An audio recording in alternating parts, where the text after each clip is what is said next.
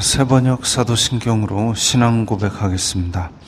저는 전능하신 아버지 하나님 천지의 창조주를 믿습니다. 저는 그분의 유일하신 아들 우리 주 예수 그리스도를 믿습니다. 그분은 성령으로 잉태되어 동정녀 마리아에게서 나시고 본디오 빌라도에게 고난을 받아 십자가에 못 박혀 죽으시고 장사된 지 사흘 만에 죽은 자 가운데서 다시 살아나셨으며 하늘에 오르시어 전능하신 아버지 하나님 우편에 앉아 계시다가 거기로부터 살아있는 자와 죽은 자를 심판하러 오십니다. 저는 성령을 믿으며 거룩한 공교회와 성도의 교제와 죄를 용서받는 것과 몸의 부활과 영생을 믿습니다. 아멘. 거룩하신 하나님 아버지 감사합니다. 간밤에도 편히 쉬게 해주시고 새벽에 기도하는 자리에 불러주시니 감사합니다. 이 시간 저희들 마음 중심으로 주님을 경외하게 하여 주시옵소서. 예수님 이름으로 기도드리옵나이다. 아멘. 찬송가 300장입니다.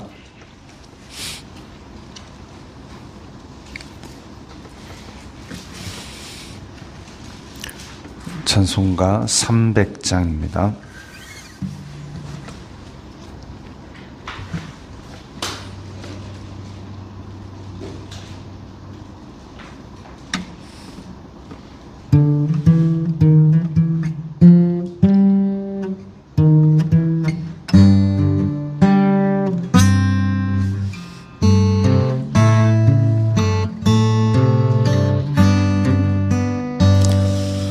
내 맘이 낙심되며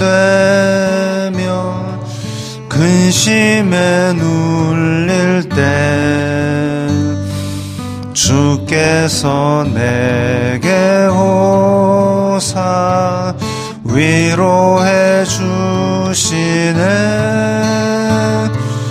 가는 길 캄캄하고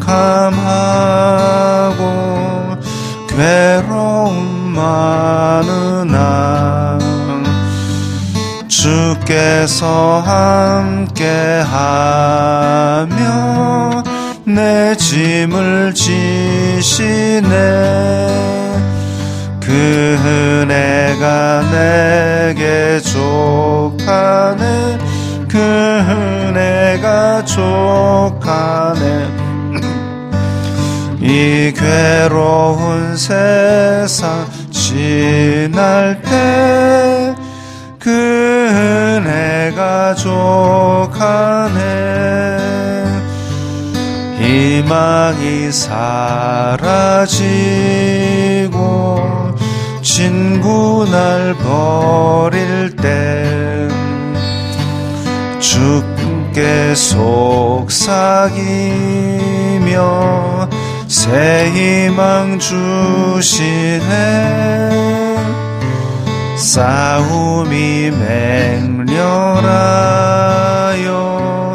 두려워 떨 때에 승리의 왕이 되신 주 음성 들리네. 그 은혜가 내게 족하네.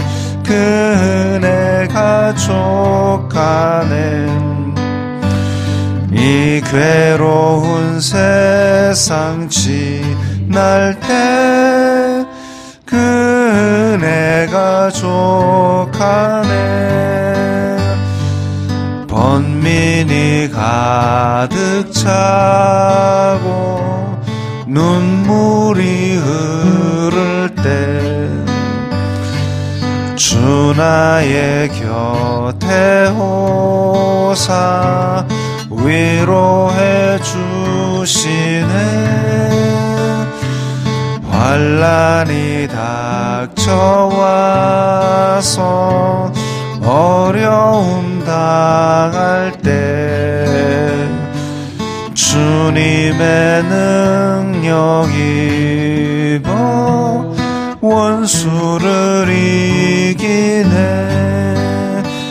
그 은혜가 내게 족하네. 그 은혜가 족하네. 이 괴로운 세상 지날 때 그 은혜가 족하네. 아멘. 오늘 말씀은 빌립보서 3장 1절부터 11절까지의 말씀입니다. 신약성경 321면 빌립보서 3장 1절부터 11절까지의 말씀입니다.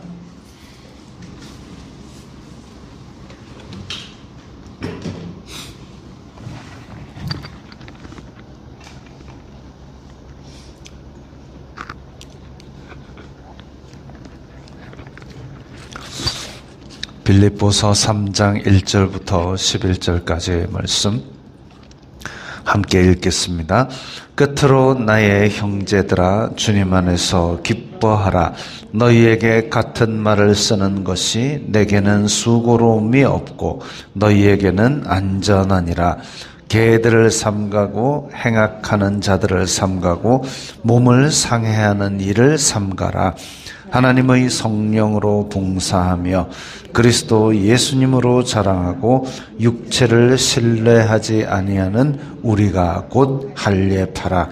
그러나 나도 육체를 신뢰할 만하며 만일 누구든지 다른 이가 육체를 신뢰할 것이 있는 줄로 생각하면 나는 더욱 그리하리니 나는 8일 만에 할례를 받고 이스라엘 족속이요 베냐민 지파요 히브리인 중의 히브리인이요 율법으로는 바리새인이요 열심으로는 교회를 박해하고 율법의 의로는 흠이 없는 자라.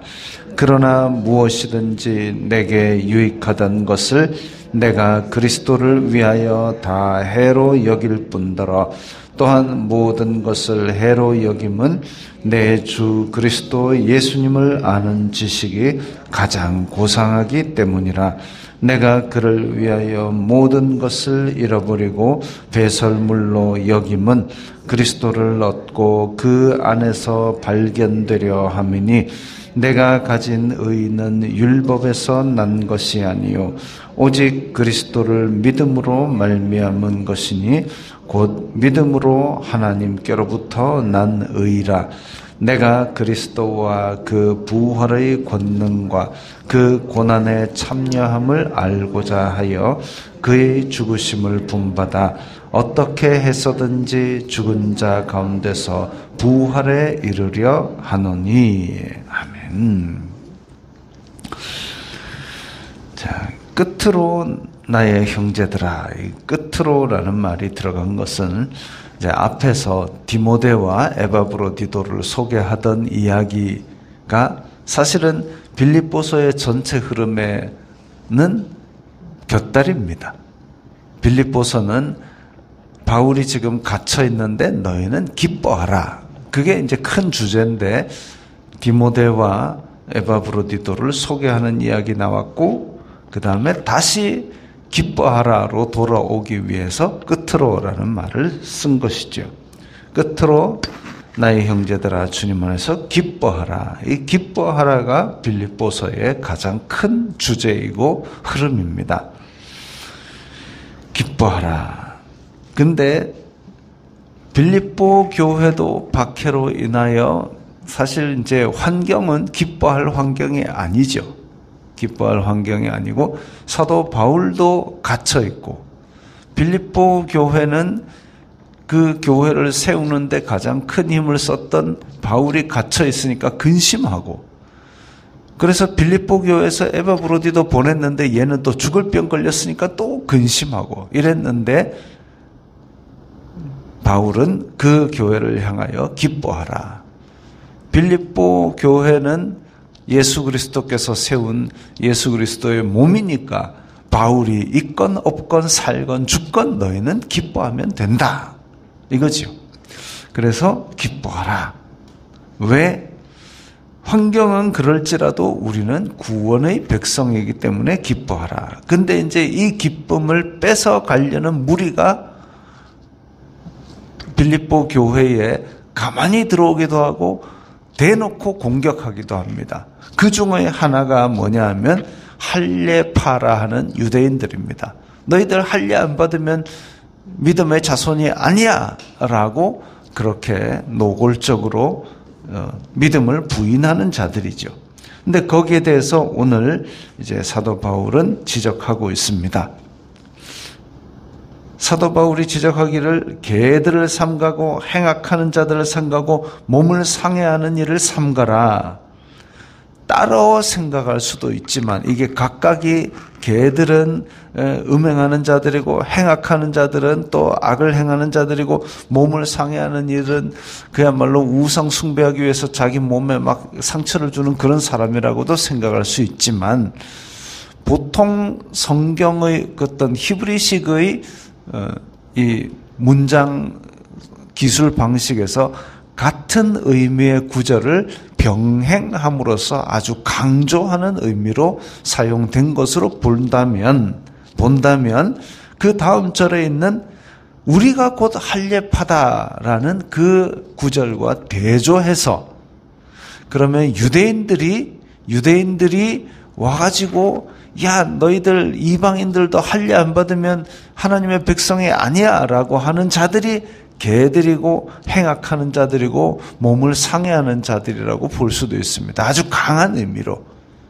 그래서 예수 그리스도를 부인하고 할례를 받아야 된다라는 그 무리들이 오히려 우상 숭배하는 자들이고 교회를 해치는 악을 행하는 자들이고 자기 몸에 그냥 상처만 내는 것이지 그 할례는 아무 의미 없다는 것이죠. 예수 그리스도가 구원을 베푸시는 것이지 할례가 몸에 상처를 내는 것이 구원을 베푸는 것이 아니다라고 강력하게 선언하고 있습니다. 하나님의 성령으로 봉사하고 그리스도 예수님으로 자랑하고 그런 우리가 곧 진짜 할례파다. 할례가 왜 중요하냐? 아브라함이 하나님의 백성으로 구별을 받는 그 행위가 할례였습니다. 그래서 하나님의 백성이라고 구별하는 그 행위가 할례였는데 지금의 유대인들은 그냥 몸에 상처만 내지 아브라함의 믿음을 물려받은 것도 아니고 아무 의미가 없이 그냥 몸에 상처만 내는 그런 행악자들이다 이거죠. 진짜 할례파는 그 아브라함의 믿음으로 의롭게 되고 믿음으로 언약을 받고 그 언약의 주인공이 되었던 그 아브라함의 믿음을 우리가 지금 가져서 예수 그리스도를 믿음으로 말미암아 의롭게 되었으니까 진짜 할례파는 우리다라고 선언하고 있습니다. 그러면 유대인들이 이야기하는 그 율법, 유대인들이 이야기하는 그 할례, 그걸로 따지면 내가 진짜 오리지널이다. 왜? 8일 만에 할례 받았고 베냐민 집하고 바리새인이고 교회를 박해한 적도 있고 율법은 하나도 어긴 적이 없다. 그러면 이 사도 바울의 그 이제까지 했던 육신에 남겼던 율법의 조항을 지켰던 것 이거 가지고 유대인들이 공격할 수 있는 빌미가 아무것도 없다는 겁니다. 바울은 자기가 예수 그리스도의 복음을 품고 있고 그대로 믿음으로 살면서도 유대인들의 전통인 율법을 어기지 않고 다 지켜온 것이죠. 왜? 율법이 중요해서? 아니요.